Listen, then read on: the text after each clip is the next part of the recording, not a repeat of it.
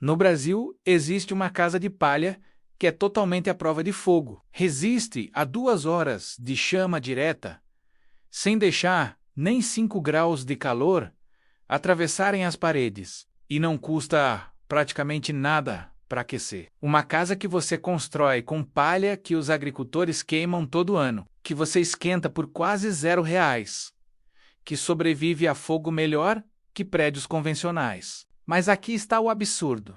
No Brasil, construir com isso é proibido. Literalmente proibido sob rígida proibição legal. SEVOC. Tentar, será multado pelas prefeituras. Seu projeto será rejeitado. Os inspetores dirão que viola os códigos, mas este material, que o Brasil proíbe, tem 100 anos de história comprovada, foi testado por universidades do mundo inteiro. Funciona melhor que isolantes que custam bilhões. Então por que o Brasil o proíbe? Porque funciona demais. Durante décadas, a verdade sobre casas de palha foi escondida não apenas no Brasil, mas em todo o mundo. Não porque fracassassem, mas porque competiam com uma indústria de 12 bilhões de dólares anuais que lucra, mantendo você dependente de soluções caras. No Brasil, a situação é ainda mais severa. Os códigos de construção brasileiros, regulados pela ABNT, não permitem nem discussão sobre palha. Não há apêndice legal. Não há alternativa permitida. É proibição rígida e completa. Aqueles que ganham dinheiro com suas contas de aquecimento altas não querem que você saiba que existe algo infinitamente melhor, mais barato, completamente acessível e totalmente construtível usando exatamente o que os fazendeiros brasileiros em São Paulo, Minas Gerais, Rio Grande do Sul queimam todos os dias nos campos, porque ninguém quer comprar. Regressemos 130 anos atrás, para Sand Hills, no Nebraska, Estados Unidos. Pioneiros europeus chegavam naquele deserto árido, buscando começar uma nova vida. Mas encontravam algo devastador. Terra completamente vazia, em todas as direções. Nenhuma árvore a quilômetros, nenhuma pedreira, nenhuma floresta visível. Apenas grama, vento e céu infinito. A madeira mais próxima precisava ser transportada em carroça por distâncias impossíveis. Os custos de transporte ultrapassavam o valor dos materiais. Um construtor convencional teria desistido. Mas esses colonizadores enfrentavam um problema que não esperava por solução corporativa. O inverno brutal estava chegando. Precisavam de abrigo, precisavam agora, não tinham dinheiro, não tinham crédito bancário, não tinham acesso a qualquer empresa de construção. O que tinham eram máquinas de enfardação de feno, chegadas poucos anos antes. E tinham campos infinitos de palha, resíduo de colheita que agricultores queimavam para limpar a terra para a próxima estação. Material com 0 valor monetário. Puro desperdício que ninguém queria. Exatamente como acontece hoje no Brasil, com seus milhões de toneladas de palha queimada anualmente. Então tiveram uma ideia radical que a indústria de construção moderna gostaria de esquecer. Começaram a prensar essa palha em fardos gigantescos, cada um medindo aproximadamente 60 centímetros de espessura. Depois empilhavam como tijolos enormes. Fixavam com estacas de madeira que passavam horizontalmente através de vários fardos. E cobriam tudo, dentro e fora, com reboque feito de cal, areia e terra local. O resultado era uma parede extraordinariamente compacta, densa e incrivelmente sólida. As casas subiram rapidamente, sem máquinas pesadas sofisticadas. Subcontractors especializados. Apenas pessoas com problema urgente e um material abundante à mão. As famílias se mudaram. Algo surpreendente aconteceu.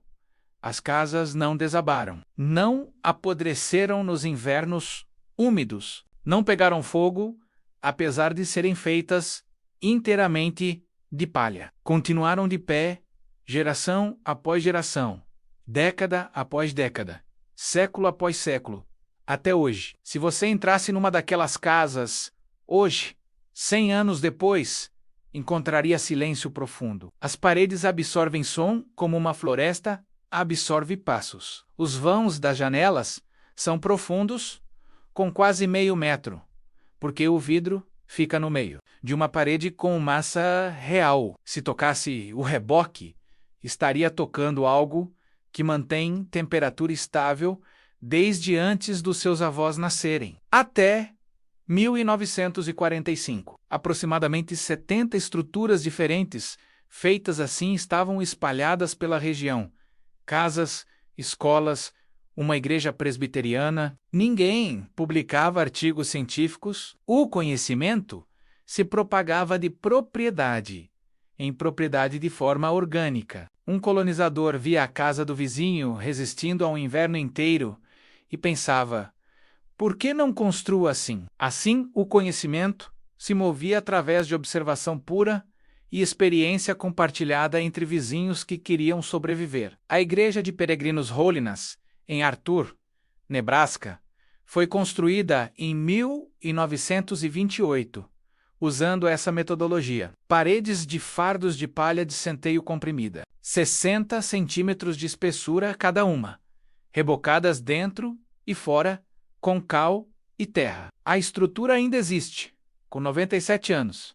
As mesmas paredes originais, a mesma palha de um século atrás. Um morador local, chamado Joe Marty, lembrava dela simplesmente como a igreja onde as pessoas iam rezar nos domingos. Esses colonizadores não tinham ideia de que estavam provando algo revolucionário. Simplesmente construíam o que funcionava com recursos que tinham. A história poderia ter terminado ali como curiosidade regional, exceto que décadas mais tarde, quando aquelas casas ainda estavam magnificamente de pé e contas de aquecimento começaram a subir dramaticamente, alguém começou a fazer perguntas científicas. Um pesquisador chamado Roger Welch, que trabalhava pela Universidade de Nebraska, durante os anos 70, investigou essa tradição de construção. Documentou como pioneiros numa região sem árvores transformaram feno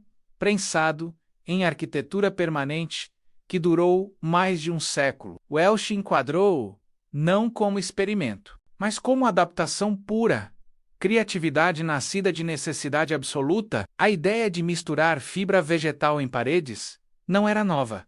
Os antigos egípcios faziam isso há milhares de anos. Os tijolos de barro do Vale do Nilo eram feitos de silte, argila, areia e palha picada. Ainda estão lá após milênios. A grande mesquita de Dinem Meli é reconstruída todo ano numa tradição que remonta a séculos, usando a mesma lógica de fibra e terra. Os colonizadores não inventaram a ideia, apenas a mecanizaram. Levaria 70 anos até pesquisadores medirem em laboratório o que colonizadores já sabiam. Em 1998, Tom Cummins e Nee Stone, trabalhando pela California Energy Commission, responderam uma pergunta que a indústria deixara vaga: quão bem as paredes de fardos de palha realmente funcionavam quando testadas rigorosamente? Os resultados foram absolutamente notáveis. Quando modelaram casas com fardos de palha contra a construção convencional, os dados mostraram que paredes poderiam reduzir energia de aquecimento e resfriamento em até um terço completo.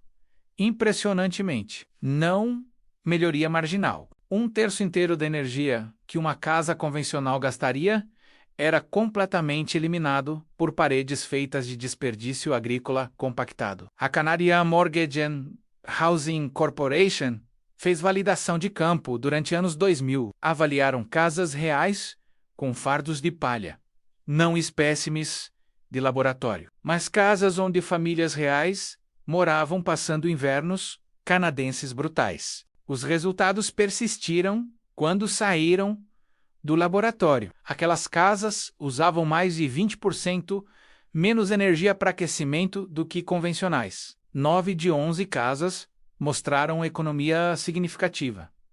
As paredes não eram teóricas, mas há uma física ainda mais importante, uma que deveria ter tornado a técnica impossível.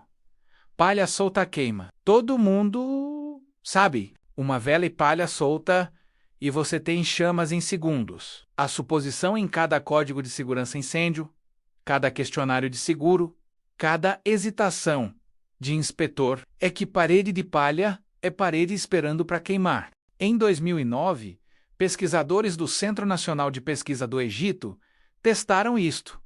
Gegares, M. Alan e K. Mambidu construíram espécimes de paredes com fardos comprimidos e as submeteram à chama direta, seguindo protocolos ASME 119. Mais de 2 horas de exposição a chamas diretas. A elevação de temperatura no lado frio ficou abaixo de 5 graus Celsius, sem penetração de chama, sem gases quentes atravessando. A parede resistiu perfeitamente. A física parece impossível até compreender densidade absoluta. Palha solta queima porque oxigênio flui entre fibras soltas. Um fardo comprimido é diferente. Fibras estão prensadas tão rigidamente que oxigênio não consegue circular. Combustão é sufocada na superfície. O reboque adiciona barreira não combustível. O sistema é extremamente resistente ao fogo. Pense na parede como bateria térmica envolvida em armadura. A palha retém calor como edredom de penas retém calor corporal. Milhões de minutos bolsões de ar presos em fibra comprimida. Cada um é barreira para transferência de calor. O reboque sela a superfície, criando barreira de ar que interrompe infiltração. A espessura significa calor. Tem que viajar distância enorme, através de material muito lento. Seu aquecedor não está lutando contra a parede. A parede está ajudando o seu aquecedor. Um fardo de palha de trigo numa fazenda local pode custar R$ 5,00 em 2024. Um rolo de isolante de fibra de vidro custa muito mais em qualquer loja. A palha oferece R30 ou superior. Desempenho é 2 a 3 vezes melhor. E fazendeiros frequentemente queimam palha porque não conseguem vender. Então a física funciona, história prova, testes confirmam, custo é fração das alternativas. E, ainda assim, em grande parte da América do Norte, você não pode simplesmente construir. No Brasil, a situação é muito pior. Você está ativamente proibido. Seu projeto será rejeitado pelas prefeituras. Você enfrentará multas legais. Você será considerado criminoso por tentar usar algo que funciona melhor. O Código Residencial Internacional é atualizado a cada 3 anos. Em 2001, um arquiteto começou a redigir linguagem que daria à construção com fardos um lugar no código. A evidência existia, os prédios existiam há 100 anos. A física foi medida. O que faltava era burocratismo. Levou 12 anos. Em 2013, disposições foram finalmente aprovadas. É agora apêndice BID em 2024. Apêndice, essa palavra é o mecanismo de exclusão. Apêndices não são automaticamente obrigatórios. São adotáveis por estado, significando que cada região deve escolher incluir, mas no Brasil, nem mesmo essa opção limitada existe. Os códigos de construção brasileiros, regulados pela ABNT, não incluem nenhuma disposição para construção com palha. Não há apêndice onde consultar. Não há discussão permitida. Não há caminho legal aprovado. É simplesmente proibido, sob rígida proibição. Se você for a uma prefeitura no Rio de Janeiro, São Paulo, Minas Gerais, Bahia ou qualquer outro estado brasileiro e perguntar sobre construir com palha, será informado definitivamente que viola os códigos. Ponto final. Sem discussão possível. Proibição total. A economia aqui não é conspiração, é estrutura de incentivo. O mercado de isolamento foi estimado em 12 bilhões e meio de dólares em 2023. Uma empresa reportou 11 bilhões em vendas. Fardos de palha competem, mas não conseguem ser manufaturados numa fábrica marcada ou vendidos através de redes nacionais. É subproduto agrícola local. Não gera receita recorrente. Você não consegue patentear um fardo de palha. Então, qual é o incentivo para permitir? Eles atualizam-se com comitês que incluem fabricantes de isolamento. Publicam disposições de palha como apêndices que só se aplicam se sua jurisdição escolher. Exigem caminhos de aprovação alternativa que demandam relatórios de engenharia para material que tem estado de pé por mais de um século. Construíram estrutura de avaliação que não tem checkbox para a parede de desperdício agrícola. Criaram um sistema de financiamento onde mercado de 12 bilhões é chamado padrão e fardo de R$ 5 é chamado alternativo. O material funciona. O ecossistema de papelada não reconhece. Comitês de código são populados por pessoas que vendem produtos em conformidade com código. Caminhos de conformidade são escritos ao redor de materiais que conseguem ser testados, certificados, marcados e distribuídos através de cadeias que geram lucro em cada passo. Uma parede de palha de um fazendeiro local, instalada pelo proprietário, não tem associação comercial, não tem lobby, não é excluída porque fracassa. É excluída porque não participa da economia, que escreve regras. E aqui no Brasil, essa exclusão é ainda mais severa. É total, é legal. Em 2022, a Califórnia mudou a equação. O Código Residencial da Califórnia adotou o apêndice e o tornou válido em todo o estado. Fardos de Palha se moveu de convencer seu inspetor para simplesmente ser legal construir. Estimam que mais de 1.000 edifícios já estão de pé na Califórnia. Casas, estúdios, prédios agrícolas, permitidos, inspecionados, ocupados por famílias que pagam impostos. Na Alemanha, a Associação Nacional publicou que estruturas já são provadas e prontas. Por 2019, 450 edifícios tinham sido construídos. No Reino Unido, pesquisadores desenvolveram edifícios demonstrativos. Em Shoreham, Bristol, casarões urbanos de palha foram entregues como habitação. Casas numa cidade, financiadas, asseguradas, ocupadas, normalmente, mas no Brasil, nada. Silêncio total. Nenhuma discussão nos códigos. Nenhuma pesquisa universitária patrocinada. Nenhuma aprovação legal, enquanto os agricultores brasileiros continuam queimando palha todos os anos. Enquanto as famílias brasileiras pagam contas de aquecimento cada vez mais altas, enquanto o sistema nega um material que funciona melhor e custa praticamente nada, o Brasil está literalmente anos atrás do mundo. Para o construtor proprietário brasileiro, a economia permanece atrativa. Se conseguisse construir, fardos custam entre 5 e 15 reais cada. Uma casa modesta requer 200 a 400 fardos. Materiais para reboque seguem preços padrão. O custo total consegue ser fração do convencional, mas você não consegue construir, pelo menos não legalmente.